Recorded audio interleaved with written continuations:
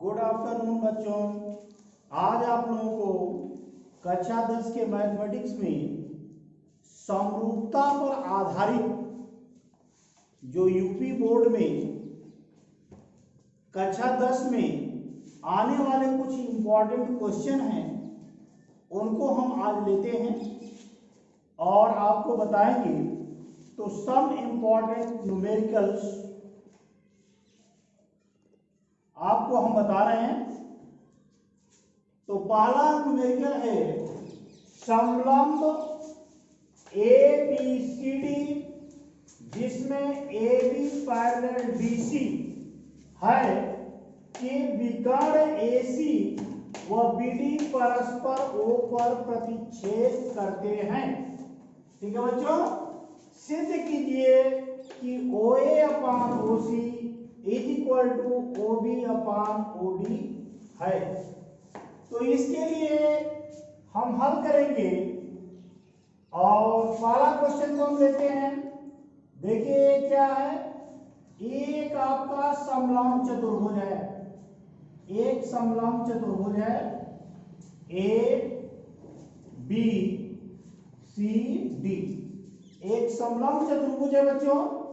इसके विकर्ण AC और BD एक दूसरे को O पर समद्विभाजित कर O पर प्रतिच्छेद करते हैं। ये आपका O है। तो इसमें दिया क्या है, दिया ये है समलंब चतुर्भुज ABCD में ये भुजा इस भुजा के पैरेलल है AB पैरेलल DC तथा विकर्ण AC व BD परस्पर O पर प्रतिच्छेद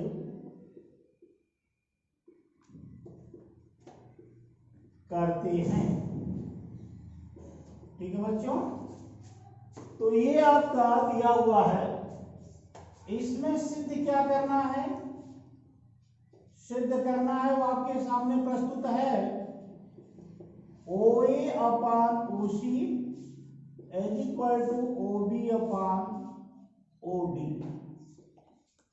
ठीक है बच्चों, इसमें एक छोटा सा रचना भी करना है। रचना क्या है, ये रेखा AB और DC क्या है, आपस में पैरेलल है, समांतर है। ठीक है बच्चों ना।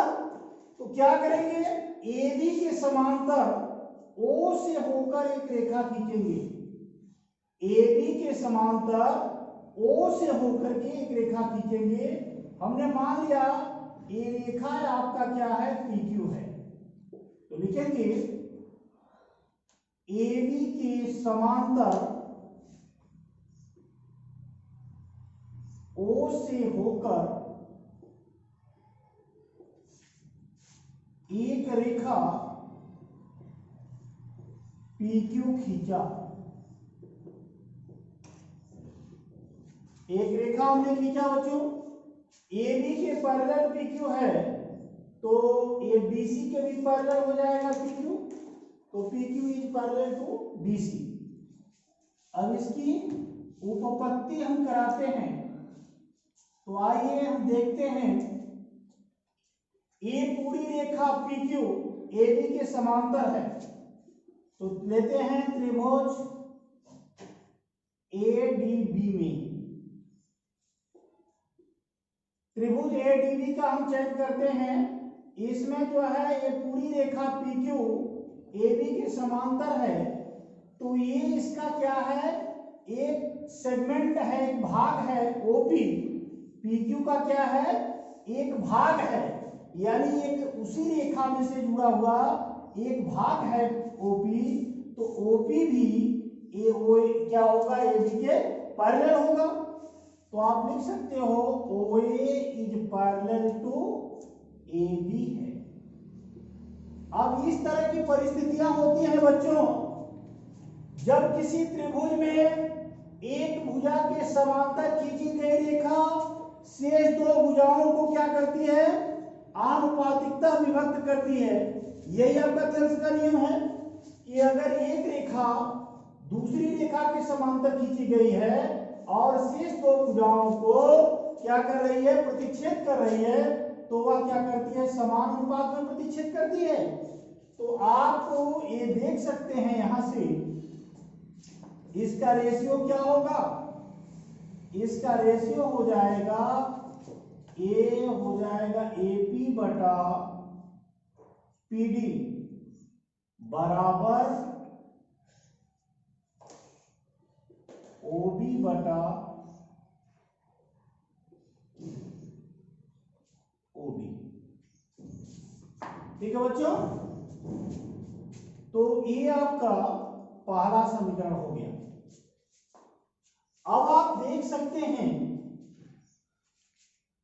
अगर हम त्रिभुज को चेंज करें तो देख सकते हैं इस त्रिभुज में क्या है, BCD में यह रेखा अगर इस त्रिभुज को ले ABC में, तो इसमें आप देख सकते हैं यह रेखा क्या है, इसके पैरेलल है। तो इन दोनों साइड का जो अनुपात होगा इसके अनुपात के बराबर होगा। नहीं समझ में आ रहा है आप लोगों को? पहले हमने लिया था ADB, इसमें क्या है, AB के समांतर ये रेखा खींची गई, तो ये आपका OP जो है वह AB के समांतर हुआ। यहां पर हम क्या लिखेंगे, OP समांतर क्या होगा, AB। तो जब OP समांतर AB है तो AP और PD का जो अनुपात होगा वही OB और OD का अनुपात हो जाएगा। तो ये पहला आपका समीकरण हो गया। अब हम त्रिभुज लेते हैं ADC, आइए लेते हैं त्रिभुज ADC में। त्रिभुज ADC में क्या मिलेगा बच्चों, ये OP समांतर क्या है, क्योंकि AB के समांतर ये खींचा गया था और AB किसके समांतर है, DC के समांतर है। तो ये OP क्या किसके समांतर हो जाएगा, OP समांतर हो जाएगा DC। तो इसको हम क्या लिख सकते हैं, AP और PD का जो अनुपात होगा, यहां पर आप कोष्ठ में लिख सकते हैं थेल्स के प्रमेय से, यहां पर भी आप लिख सकते थे थेल्स के प्रमेय से, यहां पर भी आप लिख सकते हो, इसलिए थेल्स के प्रमेय से क्या हो जाएगा भाई, यहां और यहां का अनुपात, क्योंकि यह क्या है, ABC त्रिभुज में ये OP समांतर क्या है, DC है। तो किसी त्रिभुज में दो भुजाओं को ये जो प्रतिच्छेद कर रहा है रेखा OP, वह AP और PD का जो अनुपात होगा वही OA और OC का अनुपात होगा। तो हम कह सकते हैं AP बटा PD बराबर क्या हो जाएगा, OA बटा OC। ठीक है बच्चों, ये आपका दूसरा समीकरण हो गया। अब देखिए दोनों का बायां पक्ष क्या है, दोनों का बायां पक्ष क्या है बच्चों, बराबर है, तो दाहिना पक्ष भी बराबर हो जाएगा। तो समीकरण 1 व 2 से आप लिख सकते हो OB बराबर OD बराबर OA अपान OC। यही आपको प्रूव करना था। तो ये आपका पहला सवाल हो गया, समझ में आया ना? तो इस सवाल को आप देखने के पश्चात एक क्वेश्चन और है, इसको हम लेते हैं। तो इस क्वेश्चन के पश्चात हम इस क्वेश्चन को लेते हैं और इसको देखेंगे कि इस क्वेश्चन में क्या स्थिति आती है। तो आइए question number 2, question number 2, question number 2, question number 2 को लेते हैं और ये है AD व PM त्रिभुज ABC व PQR की माध्यिकाएं हो तथा त्रिभुज ABC is similar to triangle PQR हो तो सिद्ध कीजिए AB बटा PQ is equal to AD बटा PO। आप देख सकते हैं मेरे पास दो ट्राइंगल है, ये है त्रिभुज ABC और दूसरा त्रिभुज भी है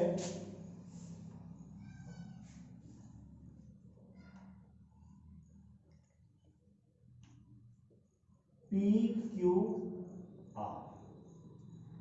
ABC और PQR दो त्रिभुज हमारे पास है। इसकी माध्यिका क्या है, यहां मध्य बिंदु D है तो इसकी एक माध्यिका AB है और इसकी माध्यिका क्या है, इसकी माध्यिका आपका PM है। ये दोनों माध्यिकाएं हैं।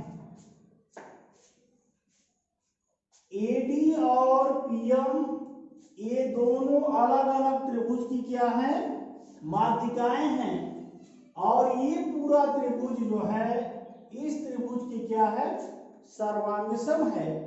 तो हमें सिद्ध करना है कि ये दोनों त्रिभुज क्या होंगे। तो आपको ये पता है कि दो सर्वांगसम त्रिभुजों के क्षेत्रफलों का अनुपात उनकी भुजाओं के अनुपात की क्या होते हैं, बराबर होते हैं। ये पता है आप लोगों को। तो आप देख सकते हो इसमें दिया क्या है, दिया है त्रिभुज ABC तथा त्रिभुज PQR में AD व PM माध्यिकाएं हैं। ये दोनों माध्यिकाएं हैं। सिद्ध करना है AB बटा PQ is equal to AD बटा BC, AD बटा PO। ठीक है बच्चों, ये आपको सिद्ध करना है। ये आपको क्या करना है, सिद्ध करना है। तो इसको हम हल करेंगे। इसके बाद इसमें आप एक चीज आपको पता है कि यह क्या है, माध्यिका है और ये पहले से क्या है, ये पहले से त्रिभुज दिया हुआ है आपको समरूप। तो इसकी उत्पत्ति हम देखेंगे और उसके पहले एक रचना की भी जरूरत है, लेकिन उत्पत्ति देखिए।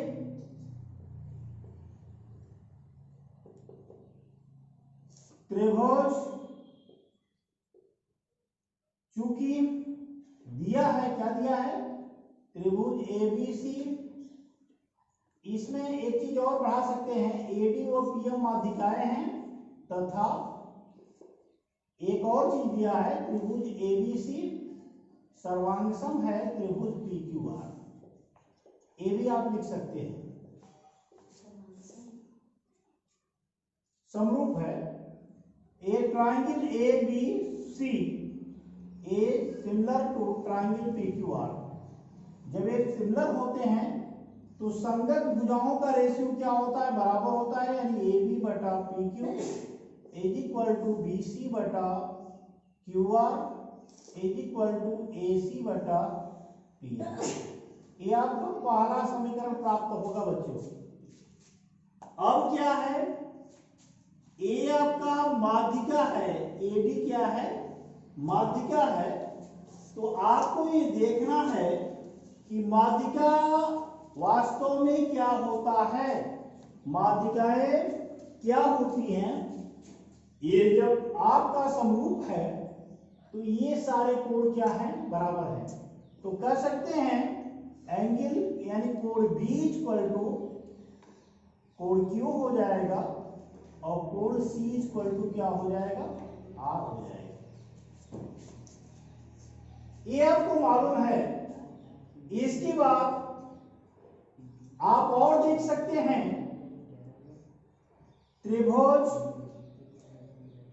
आप ये देखिए ए बी बटा समीकरण 1 से हमको क्या मिलेगा, ध्यान दो बच्चों इधर, ए बी बटा पी क्यू इक्वल टू है बी सी बटा क्यू आर। बी सी की माध्यिका है यानी मध्य बिंदु है डी, तो बी सी के बराबर अगर हमको बी डी के रूप में लिखना होगा तो क्या होगा, अगर बी सी के बराबर के रूप में बी डी को मान लिखना है तो क्या होगा, बोलो, ए बी बटा पी क्यू, बी सी का मध्य बिंदु डी है तो ए बी डी को बी सी की जगह लिखेंगे 2BD। इसी तरह क्यू आर में यम जो है मध्य बिंदु है तो क्यू एम को पूरे क्यू आर की जगह जब लिखोगे तो 2QM, दो दो कट जाएगा, ये हो जाएगा ए बी बटा P Q is equal to B D बटा QM। ये आपका दूसरा समीकरण प्राप्त हो गया बच्चों। अब आप देख सकते हो हमें इधर थोड़ा हटाना पड़ेगा, तो इसको हम हटा दे रहे हैं जो पहले क्वेश्चन आपको बताया गया था।